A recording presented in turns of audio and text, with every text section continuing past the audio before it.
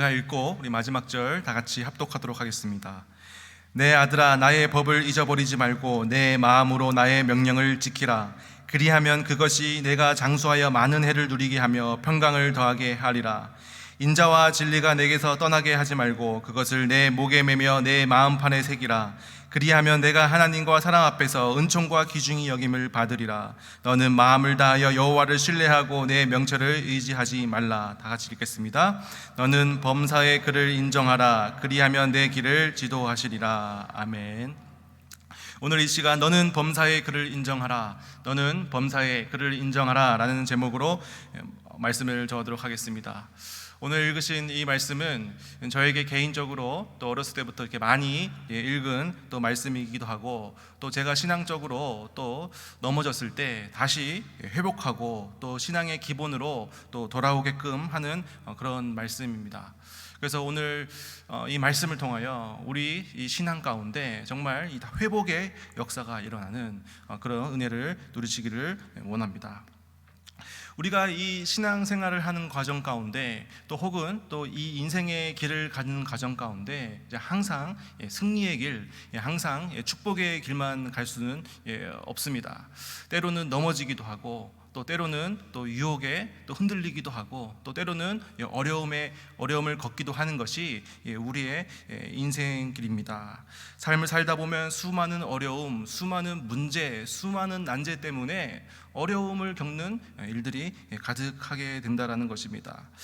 누구나도 이러한 이 삶에 또 신앙의 어려움을 겪을 수 있지만, 우리가 그럴 때마다 다시 일어서고 다시 회복할 수 있는 그런 은혜가 있다면 얼마나 그 또한 축복이겠습니까? 그래서 우리는 힘들고 어려운 순간마다 다시 회복되어지고 또 다시 일어설 수 있는 그 은혜를 붙잡아야 한다라는 것입니다. 창세기 34장을 보면 이 디나의 사건이 나옵니다. 이 야곱의 이 아들들이 있죠. 그 수많은 10명이 넘는 이 아들들이 있는데 그 가운데 디나라는 딸이 있었습니다. 얼마나 사랑스럽고 얼마나 예쁜 딸이겠습니까? 그런데 이 디나가 이제 놀러 갔다가 이 히위 족속의 아들 이 세겜이라는 이 족장에게 성적으로 유린을 당하게 됩니다. 부끄러운 일을 당하게 됩니다. 정말 이 소식을 들었던 이 형들의 반응이 어땠을까요? 아마 분노가 아마 일었을 것 같습니다. 정말 이러한 어려움에 봉착했을 때에, 이러한 사건이 있었을 때에 이 안타까운 것은 뭐냐면, 이 시므온과 이 레위 이 형이 이 결과를 더 망쳐버리는 일을 저지르게 됩니다. 겉으로는 평화, 겉으로는 화평을 건네는 척을 합니다. 그래서 우리 결혼을 시키자.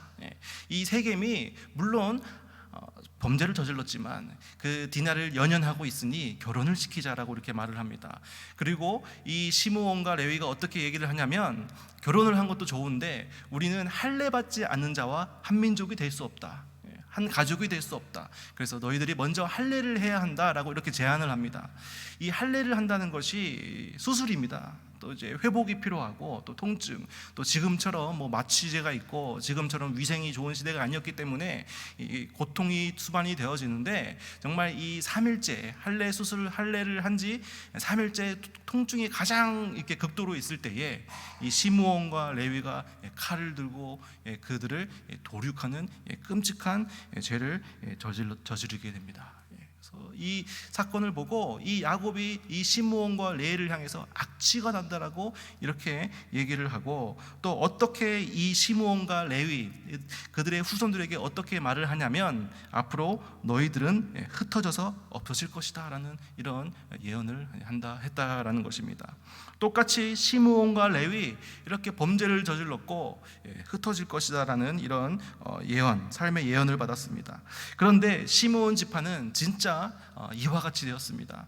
출애굽이 끝날 때쯤 되니까 이 시므온 지파의 인구를 보니까 절반으로 줄어 있고, 결국은 유다 지파에 흡수되어서 이 역사의 뒤안길로 사라지게 됩니다. 그런데 똑같이 범죄를 저질렀던 레위 지파는 어떻게 되었을까요? 레위 지파는 바로 예배를 관장하고 또 제사 업무를 진행하고 율법을 교육하고 또 재판을 또 진행하고 또 신앙의 재건을 힘쓰는 그런 하나님의 축복받는 지파가 되었다라는 것입니다. 어떻게 이렇게 똑같이 범죄를 저질렀는데 진짜 한 지파는 예언과 같이 사라졌고 어떻게 이 레위 지파는 다시 한 번 더 회복의 은혜를 붙잡을 수 있었을까요?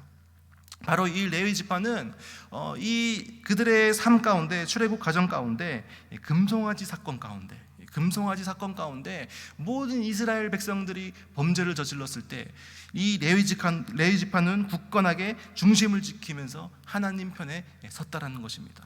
이 이후로 이 레위 지파는 다시금 이 회복의 은혜를 하나님께 허락을 받게 됩니다. 그래서 이렇게 회복의 은혜를 붙잡았더니 다시금 쓰임받고 다시금 놀라운 하나님의 은혜 자리로 나아가게 된다는 것을 볼 수 있습니다. 그래서 우리도 이 어려운 삶 가운데, 인생의 길 가운데, 또 어려운 이 신앙 가운데 때로는 넘어질 수 있고 또 때로는 또 유혹에 넘어질 수 있지만 다시 회복의 은혜를 붙잡는 것 너무나도 중요하다라는 것입니다. 그래서 오늘 본문은 어떻게 우리가 이 회복의 은혜를 붙잡을 수 있을까? 이것에 대해서 오늘 본문은 이야기하고 있습니다. 요즘은 없어진 것 같은데 이 아침조회, 초등학교 때부터 저희가 어렸을 때는 아침조회가 있었습니다. 그래서 이 종교인 학생들이 이 운동장에 다 이렇게 집합을 하게 됩니다. 그래서 교장 선생님이 나와서 이렇게 말씀을 하시는 것이죠. 근데 처음에는 이 아이들이 이 운동장에서 완전히 그냥 이 당나라 군대 같이 그냥 다 막 옹기종기 떠들기도 하고 어떤 아이들은 잡으러 다니기도 하고 어떤 아이들은 춤추기도 하고 엉망진창으로 있지만 어떻습니까? 이 체육 선생님 같은 분이 한 분이 딱 나오셔서 어떻게 하죠? 야, 너 기준 이렇게 얘기를 합니다. 그러면 한 학생이 기준 이렇게 하죠. 그러면 이제 그 선생님이 양팔간격 좌우로 나란히 하면 갑자기 팔을 펴고 그 엉망진창이었던 그 아이들이 갑자기 오와열로 딱 정돈이 됩니다. 그래서 이 기준이 너무나도 중요하다는 것입니다. 기준이 있기 때문에 그렇게 엉망진창이었던 이 아이들이 오화열로 딱 설 수 있게 된다는 것이죠. 그래서 우리도 이 신앙의 기준이 필요하다는 것입니다. 우리가 넘어졌을 때, 우리가 신앙적으로 하나님과의 관계가 멀어졌을 때, 우리가 당나라 군대와 같이 오합지졸이 되었을 때 갑자기 기준해서 다시 그 자리로 돌아설 수 있는 이 신앙의 기준, 이 확실한 신앙의 기준이 있어야 된다는 것입니다. 자, 그렇다면 오늘 본문에서 우리가 이 어려움 가운데, 하나님과의 관계가 멀어진 가운데, 우리가 넘어진 가운데 다시 신앙의 회복의 은혜를 붙잡았을 때 어떤 은혜가 있는지 한번 보시겠습니다. 우리 2절, 오늘 본문 말씀의 2절을 보겠습니다. 우리가 다시 회복의 은혜를 붙잡았을 때 2절 다 같이 읽겠습니다. 시작. 장수하여 많은 해를 누리고 그냥 장수하는 것이 아니라 많은 해를 누리게 하며 평강을 더하게 하리라. 우리가 이 회복의 은혜를 붙잡았을 때 장수한다라고 성경은 기록하고 있습니다. 장수하는 것도 중요하지만 잘 장수해야 되잖아요, 그렇죠? 건강하게 보니까 평강을 더하게 하리라. 평강으로 장수한다라고 이렇게 성경은 기록하고 있습니다. 또 계속해서 4절 보겠습니다. 어떤 은혜가 있는지 4절 다 같이 읽겠습니다. 시작. 그리하면 내가 하나님과 사랑 앞에서 은총과 기중이 여김을 받으리라.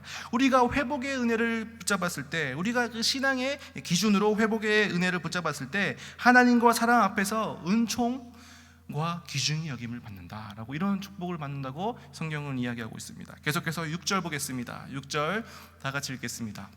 시작.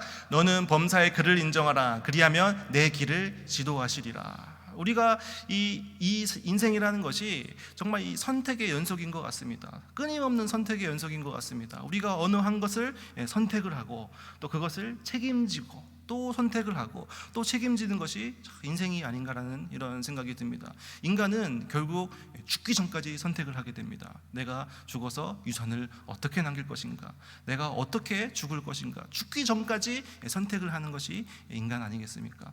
그리고 때로는 이 선택이 인생을 좌우하기도 하고 때로는 어떠한 선택이 인생을 뒤집어 버리기도 합니다. 그래서 이 선택이 너무나도 중요한데, 정말 이 선택의 순간순간마다 하나님의 지도가 있다면, 하나님의 인도하심이 있다면 얼마나 축복받는 인생이겠습니까? 정말 우리가 신앙적으로 넘어졌을 때, 흔들렸을 때 이 신앙의 기준을 가지고 회복의 은혜를 붙잡았을 때 이렇게 놀라운 축복이 있다라는 것입니다. 그래서 흔들리지 않는 기준, 신앙의 확실한 기준을 우리가 세워야 됩니다. 그래서 오늘 본문 말씀을 통해서 이 기준을 알아보도록 하겠습니다. 첫 번째, 이 신앙의 기준, 첫 번째 올바른 신앙의 기준이 뭐냐면 하나님의 법과 명령을 지켜라라는 것입니다. 하나님의 법과 명령을 지켜라. 오늘 본문 1절 본문을 다 같이 읽어보겠습니다. 시작. 내 아들아 나의 법을 잊어버리지 말고 내 마음으로 나의 명령을 지키라. 나의 법을 잊어버리지 말고 나의 마음으로 나의 명령을 지켜라. 이 법이라는 단어 원어를 보니까 토라입니다. 바로 말씀입니다. 말씀. 우리의 이 인생의 선택의 연속 가운데, 그 선택의 순간 가운데 그 기준이 뭐냐면 말씀이라는 것입니다. 말씀. 그 성경에서 뭐라고 말하는지 그것을 듣고 우리가 순종하는 삶이 우리의 신앙의 기준이 되어야 된다는 것입니다. 이 성경을 보면 수많은 성경의 인물들이 있습니다. 정말 하나님께 축복을 받고 또 하나님의 순종하면서 사는 인물도 있고, 또 반대로 또 하나님의 말씀을 거역하면서 또 하나님의 반대편에 선 인물도 있습니다. 정말 하나님의 축복을 받는 인물을 통해서 우리가 무엇을 배워야 되겠습니까? 우리도 그와 같이 살아야겠다는 교훈을 얻을 수 있고, 또 우리 그 하나님의 반대편에 섰던 그런 악한 사람들에게 그 상황을 보고도 우리는 또 무엇을 얻을 수 있습니까? 교훈을 얻을 수 있습니다. 반면교사를 삼을 수 있습니다. 이렇게 하면 하나님께서 분노하시는구나, 이렇게 하시면 하나님께 벌을 받는구나. 그래서 그것을 대해서 교훈을 얻고 우리가 살아갈 수 있다는 것이죠. 그래서 우리가 이 성경 말씀을 붙잡고 우리가 그것을 삶의 기준으로 삼고 우리가 살아야 한다라는 것입니다. 그리고 또 이것을 이 하나님의 법, 하나님의 명령을 좀 넓은 의미로 법칙, 이 법칙이라고 이야기할 수 있습니다. 이 세상에서도 많은 법칙들이 있습니다. 해는 동쪽에서 뜹니다. 그리고 서쪽으로 집니다. 이게 법칙입니다. 물은 100도에서 끓습니다. 이것이 세상의 법칙이라는 것입니다. 또 이 건강에도 또 법칙이 있습니다. 이런 말이 있죠. Who you are, what you eat. 네가 먹는 것이 바로 너다. 내가 건강해지기 원하는데, 내가 건강한 삶을 살기 원하는데 내가 먹고 싶은 거 다 먹고 먹는 거 절제하지 않는다면 말도 안 되는 것이죠. 그렇죠? 건강의 법칙이 뭐냐? 먹는 겁니다. 내가 먹는 것을 절제하고 또 좋은 것을 먹고 또 건강에 생각하면서 먹을 때 건강해질 수 있다는 것이죠. 이것은 법칙입니다. 이 나름대로의 자연 속에서도 법칙이 있죠. 물고기는 물 속에 있어야 됩니다. 그래야지 물고기인 거죠. 또 공중에 있는 새는 하늘에 날아다녀야지 새고, 또 뿌리는 땅 속에 있어야지 뿌리입니다. 뿌리가 나가고 싶다고 밖으로 나와버리면 어떻게 됩니까? 말라 죽게 되죠. 법칙이 있다는 것입니다. 성경에도 법칙이 있습니다. 바로 창조의 질서. 이 성경에서 나오는 이 창조의 질서, 법칙을 우리는 잘 지켜야 된다는 것입니다. 성경에서는 이야기하고 있죠. 남성과 여성, 창조의 원리와 창조의 질서가 있습니다. 그럼 우리는 그것을 붙잡고 우리는 그 질서를 지켜야 합니다. 또 생명윤리, 이 세상의 생과 사는 바로 하나님 손에 있음을 우리는 그 법칙을 기억하고 지켜야 됩니다. 요즘 화두로 떠오르는 시대가 어느 시대입니까? AI 시대입니다. 드디어 이제 인터넷, 스마트폰의 시대가 지나가고 이제 AI의 시대가 이제 우리에게 이제 다가오고 있습니다. 그런데 이 AI가 보니까 때로는 우리의 삶을 너무나도 윤택하게 해주고, 또 때로는 우리의 삶을 너무나도 풍족하게 편하게 해주지만, 또 이면을 보니까 너무나도 또 무섭고 또 너무나도 또 죄가 많은 그런 모습을 또 보게 됩니다. AI들이 많은 것을 대체하게 됩니다. 심지어 이 AI가 부모도 대체한다, 뭐 이런 기사를 보면서 정말 이 창조의 질서, 창조의 원리, 이 성경의 법칙, 창조의 법칙을 우리가 잘 붙잡아야겠다, 이런 생각을 하게 되었습니다. 모든 피조물은 창조된 목적이 있습니다. 창조된 목적대로 이루는 것이 질서를 지키는 것이다라는 것입니다. 그래서 이런 법칙이 잘 지켜졌을 때에 더 고상하고 수준 있는 그런 자유함이 생긴다라는 것입니다. 그렇다면 이 성경의 최고의 법칙은 무엇일까요? 성경의 최고의 법칙은 바로 이 예수님입니다. 바로 예수님이 길이요 진리요 생명, 바로 길이고 진리이고 생명이신 바로 이 예수님이 바로 이 성경의 법칙 아니겠습니까? 이 예수님을 통해서만 우리는 구원받을 수 있고, 이 예수님을 통해서만 우리는 하나님의 자녀가 될 수 있다는 이 법칙을 우리가 잘 지켜야 된다는 것입니다. 기억하고. 자, 그렇다면 우리가 하나님의 법과 명령을 지키라라고 오늘 본문은 이야기하고 있는데, 이 명령의 원어를 보니까 미츠와라고 되어 있습니다. 바로 계명입니다. 계명. 하나님께서 특별하게 우리에게 주신 우리의 삶의 기준으로 삼으라, 이것은 꼭 지켜라라고 말씀하시는 이 계명이 무슨 계명이 있습니까?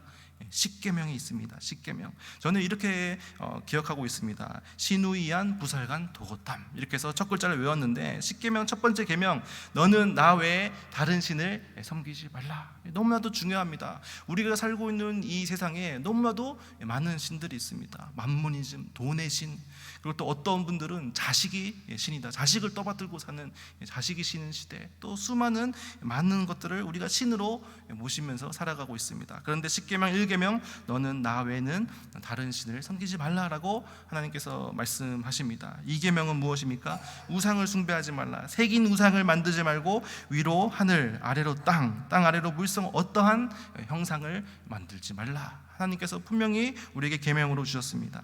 제3계명, 너는 내 하나님 여호와의 이름을 망령되이 일컫지 말라. 망령되이 일컫는 게 무슨 뜻입니까? 여호와의 이름을 욕되게 하지 말라라는 것입니다.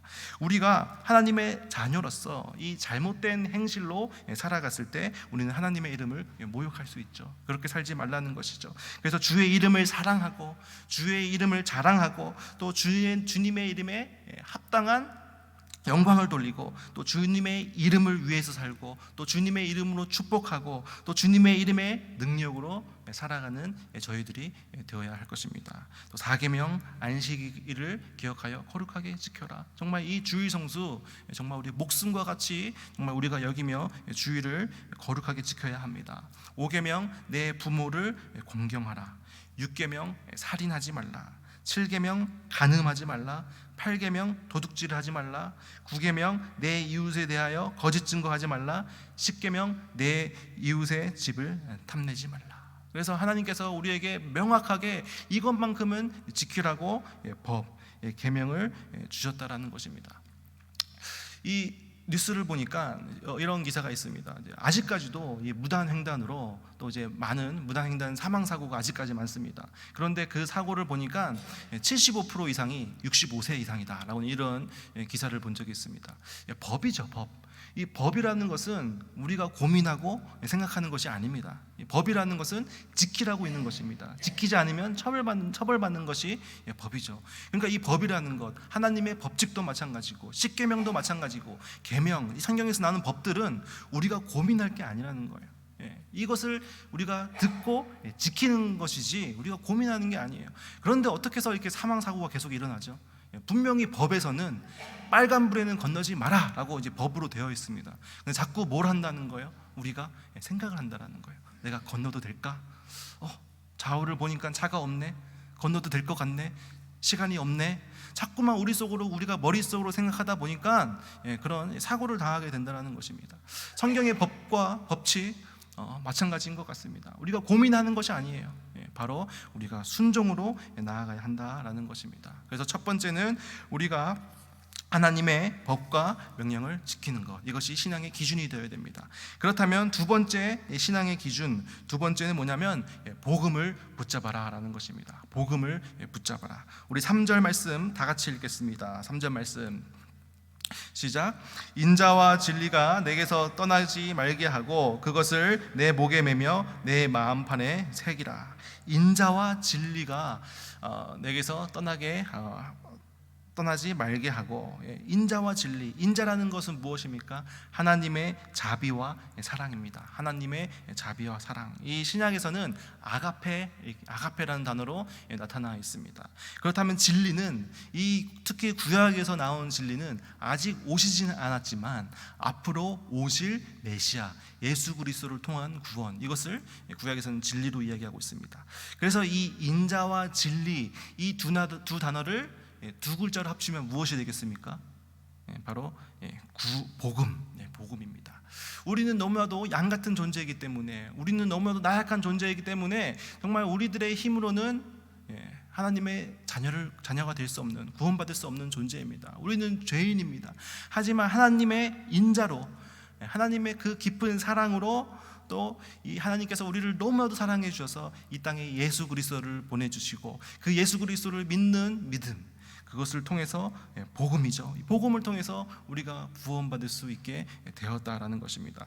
그래서 이 성경은 우리의 신앙의 회복의 기준이 무엇이냐, 바로 이 복음을 붙잡아라라는 것입니다. 그런데 이 복음을 어떻게 붙잡냐, 그것을 내 목에 매며 마음판에 새기라라고 오늘 본문은 이야기하고 있습니다. 목에 맨다는 것은 무엇입니까? 목걸이처럼 맨다는 것, 항상 내 몸에 지니고 있어라라는 것이죠. 그리고 마음판에 새기라, 칼빙입니다. 마음판에 새기면 지워지지 않죠. 그래서 마음판에 이 복음의 진리를 항상 지니고 다니고, 그것을 마음판에 새겨서 잊어버리지 마라, 항상 붙잡아라 라는 것이 바로 오늘 성경의 말씀입니다. 이 아침조회 시간 가운데 아까 제가 말씀드렸는데, 이 선생님이 기준 하잖아요. 기준에서 아이들이 양팔 벌려 좌우로 나란히 하는데 꼭 뒤에 보면 그거를 못 듣고 혼자서 딴짓하고 있는 애들이 있습니다. 그렇죠? 왜 그렇죠? 왜 그럽니까? 긴장을 안 해서 그렇죠. 긴장. 선생님이 무엇을 얘기하실까 항상 긴장하면서 귀를 다 기울이고 있어야 되는데, 꼭 긴장하지 않고 딴짓하고 있는 애들이 꼭 그렇게 말을 잘 못 듣는다는 겁니다. 우리도 마찬가지입니다. 이 죄라는 것이 기습입니다. 기습. 이 죄라는 것이 너에게 간다, 갈 거야, 너 좀 있으면 죄짓게 할 거야가 아니라, 이 사단 마귀가 어떻게 우리에게 다가옵니까? 우는 사자와 같이 기습하면서 우리에게 온다라는 거예요. 그럼 우리는 어떤 마음을 가지고 있어야 됩니까? 항상 이 거룩한 긴장감을 가지고 살아야 한다라는 것입니다. 그래서 이 복음을 항상 우리 몸에 지니고 우리 마음에 새겨서 이 복음을 붙잡고 살아가는 저희들 되어야 하겠습니다. 마지막으로 세 번째입니다. 이 세 번째, 올바른 신앙의 기준을 세워야 되는데, 이 세 번째 기준은 무엇이냐? 바로 하나님을 신뢰하라. 하나님을 신뢰하라라는 것입니다. 5절 말씀 우리 다 같이 읽겠습니다. 너는 마음을 다하여 여호와를 신뢰하고 내 명철을 의지하지 말라. 너의 명철, 너의 지식, 너의 상식, 너의 계획, 이런 모든 것들을 의지하지 말고 바로 너의 여호와 하나님을 신뢰하라, 하나님을 인정하라라는 그런 말씀입니다. 우리가 이렇게 회복의 은혜를 붙잡았을 때 하나님께서 내 길을 지도하시리라. 우리 6절 보니까 내 길을 지도하시리라는 축복을 우리가 받게 되는데, 이 내 길, 이 길이라는 단어가 바로 복수형입니다. 바로 내 길들. 인생에 많은 길들이 있습니다. 우리가 인생을 가다 보면 내르막길도 만나게 되고, 끊어진 길도 만나게 되고, 또 움푹 파인 길도 만나게 되고, 오르막길도 만나게 되고, 또 더러운 것이 뿌려진 오염된 가기 싫은 길도 만나게 된다라는 것입니다.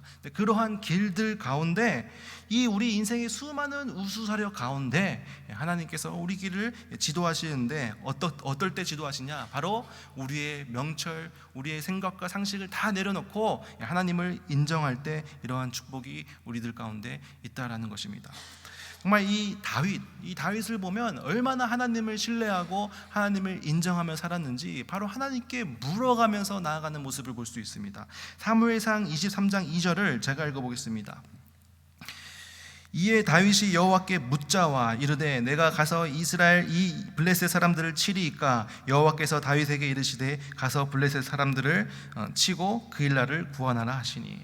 이 다윗이 바로 이 사울 왕에게 쫓기고 있는 상황이었습니다. 이 사울 왕에게 쫓기고 있는 상황, 어찌 보면 이 자기를 지금 케어하지 못하는 이 그런 상황 가운데 정말 이 블레셋 사람들이 이 그일라 백성들을 치고 있는 모습을 다윗이 보게 된 겁니다. 그런데 주변에 이 다윗의 병사들이 다 말렸습니다. 무슨 지금 그일라를 구원을 합니까? 지금 저희들도 지금 어떻게 될지 모르는데, 저희들도 지금 이 유다 땅에서 어떻게 될지 모르는데 무슨 우리가 그들을 구원합니까? 라고 얘기했을 때 다윗은 그래, 맞아, 우리 코가 석자지, 그래, 우리 그냥 지나가자 라고 하지 않았습니다. 어떻게 합니까? 자기가 결정하지 않고 바로 2절과 같이 여호와께 묻자와, 하나님께 묻는 모습입니다. 하나님, 내가 이들을 구원해야 합니까? 구원하지 말아야 합니까?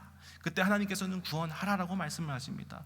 그러면 이 다윗은 자기의 입장, 자기의 처지는 그들을 구원할 수 없는 처지임에도 불구하고 그 하나님께 묻고 그 하나님의 답에 순종하며 나아가는 모습을 보였다라는 것입니다. 그리고 이 다윗은 다시 묻습니다. 4절을 제가 계속해서 읽어보겠습니다. 사무엘상 23장 4절, 다윗이 여호와께 다시 묻자온데 여호와께서 대답하여 이르시되 일어나 그 일로 내려가라. 내 블레셋 사람들을 내 손에 넘기리라. 하나님께서 이 다윗이 순간순간 계속해서 다시 하나님께 물어보는 것을 볼 수 있습니다. 이 다시 묻는 것 너무나도 중요한 것 같습니다. 우리가 신앙생활을 하면서 기도하면서 나아갑니다. 그런데 다시 묻는 것, 또 묻는 것. 그리고 이 사울이 모든 백성, 이 사울이 그 다윗이 이 그일라 백성들을 이제 구원했다, 블레셋으로부터 구원했다라는 소식을 듣고 이 사울이 모든 백성을 군사로 불러 모았다라고 이렇게 성경은 기록하고 있습니다. 그러니까 사울이 진짜 군대를 모아서 이 다윗을 치러 이렇게 나오는 그런 또 다윗이 위기 가운데 다윗이 또 봉착을 했습니다. 근데 그때 또 다윗이 어떻게 얘기를 하는지 11절 보겠습니다. 11절 제가 읽어보겠습니다. 그일라 사람들이 나를 그의 손에 넘기겠나이까? 주의 종이 들은 대로 사울이 내려오겠나이까? 이스라엘의 하나님 여호와여, 원하건대 주의 종에게 일러주옵소서 하니 여호와께서 이르시되 그가 내려오리라 하신지라. 정말 그 사울이 군대를 이끌고 자기를 이제 공격하러 오는 상황 가운데 다윗은 하나님께 여쭤보는 겁니다. 여쭤보는 것입니다. 정말 이 그일라 사람들이 나를 배신하고 나를 사울의 손에 넘기겠습니까? 아니면 사울이 정말 공격하러 내려오겠습니까? 라면서 그 위기의 순간에도 그 하나님께 물어가면서 나아가는 모습을 볼 수 있습니다. 바로 이것이 하나님을 신뢰하고 하나님을 인정하는 태도라는 것입니다. 우리도 이 인생의 수많은 우수사려 가운데 하나님께 물어가면서 하나님께 여쭤가면서 나아가야 할 줄을 믿습니다. 우리는 이 유교 문화 가운데 있기 때문에 또 말을 많이 하지 않는 것이 우리에겐 미덕이죠. 그래서 이 사소한 것을 잘 하나님께 묻지 않습니다. 막 큰 거, 큰 위기, 또 어려운 거, 이런 거는 우리가 기도를 잘 하는데, 하나님 제가 이거 물건을 잊어버렸는데 어디서 찾을 수 있을까요? 뭐 이런 것들, 이런 작은 것들, 버스를 놓쳤는데 택시를 타야 할까요? 아니면 지하철을 타야 할까요? 이런 삶의 작은 것은 묻지 않는 경향이 있는데, 이 성경에서는 뭐라고 얘기하냐면 끊임없이 물어라. 하나님께 우리의 모든 것을 물어가면서 사는 인생, 이것을 성경에서는 이야기하고 있습니다. 그것이 바로 하나님을 신뢰하며 나아가는 삶이라는 것입니다. 다윗이 이렇게 하나님께 물어가면서 사소한 것까지 계속해서 끊임없이 때마다 날마다 일마다 물어가면서 나아갔을 때는 다윗이 하나님께 큰 축복을 받고 하나님의 이끄심을 받으며 살았습니다. 하지만 정말 다윗이 범죄한 순간들, 밧세바 사건 때나 또 이 다윗이 교만하여져서 인구조사를 하는 이런 범죄를 벌일 때는 성경의 기록을 보니까 여호와 하나님께 물었다, 이런 기록이 없습니다. 다윗이 하나님께 물어갔을 때 정말 하나님께 큰 축복을 받고 하나님께 쓰임받는 자리에 있었지만, 다윗이 하나님께 묻지 않고 자기 마음대로 살아갔을 때 큰 범죄를 저지르는 것을 볼 수 있습니다. 정말 이 다윗 왕과 이 사울 왕, 어떤 가장 큰 차이가 있을까요? 이 도덕적으로만 봤을 때, 윤리적으로만 봤을 때는 그리 큰 차이가 있는 것 같이 느껴지지 않습니다. 다윗도 많은 범죄를 저질렀습니다. 그런데 무슨 차이가 있느냐? 왜 이 다윗은 마음에 합한 자라는 칭함을 받고 하나님께 귀하게 쓰임 받고 오늘날 우리에게도 정말 이렇게 귀히 여기는 그런 인물이 되었는데, 사울 왕은 뭐 때문에 이렇게 실패의 상징이 되었을까? 역대상 10장 13절과 14절을 제가 보겠습니다. 13절 상반절, 사울이 죽은 것은 여호와께 범죄하였기 때문이라. 우리 14절 다 같이 읽겠습니다. 시작. 여호와께 묻지 아니하였으므로 여호와께서 그를 죽이시고 그 나라를 이새의 아들 다윗에게 넘겨주더라. 여호와께 뭐하지 아니하였으므로, 묻지 아니하였으므로 여호와께서 그를 죽이셨다. 이 차이인 겁니다. 어떤 것을 다윗이, 어떤 행동을 다윗이 하나님 앞에 마음이 합한 자로 불리게 되느냐, 바로 묻는 거였습니다. 묻는 거. 다윗은 사소한 것도 하나님께 물으면서 날마다 일마다 때마다 물으면서 갔지만, 사울 왕은 하나님께 묻지 않고 자기 뜻대로 자기 마음대로 살았다라는 것입니다. 그래서 우리도 하나님께 계속해서 물어보는 그런 삶을 살았으면 좋겠습니다. 데살로니가 전서 5장 17절을 보니까 이렇게 기록하고 있습니다. 쉬지 말고 기도하라. 어떻게 기도하라고요? 쉬지 말고 기도하라. 이게 말이 되는 말씀입니까? 어떻게 우리가 쉬지 않고 기도를 합니까? 그런데 이 쉬지 말고 기도하라는 뜻은 뭐냐면, 끊임없이 우리가 삶 가운데 하나님께 물어가며 살아가라는 뜻일 줄을 믿습니다. 끊임없이 우리가 쉴 새 없이 하나님께 사소한 것까지도 하나님께 내려놓고 하나님과 대화하며 하나님과 대화하며 물어보며 나아갔을 때, 또 우리도 하나님께 큰 축복을 받는 삶을 살 수 있을 줄을 믿습니다. 이 우리의 어려운 인생 가운데 많은 또 실패와 또 많은 어려움이 있습니다. 근데 그 가운데 우리는 다시 이 회복의 은혜를 붙잡고 다시 하나님께 돌아가야 합니다. 근데 어떻게 돌아가야 하냐?